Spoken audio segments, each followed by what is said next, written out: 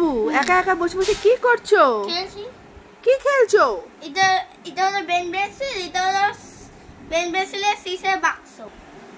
ও বাবা তাই, দেখি। বাহ, খুব সুন্দর জিনিস তো, আবার কালারটাও সুন্দর।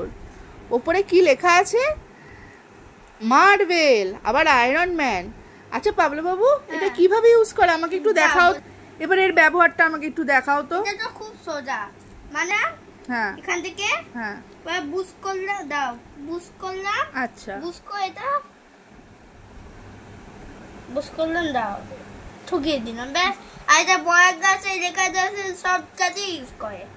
তাহলে বলতে গেলে এটা বাচ্চাদের জন্য ভালো জিনিস তো, তাই না? হ্যাঁ। বাহ, তাহলে বেশ ভালো তো, বেশ দারুণ জিনিস,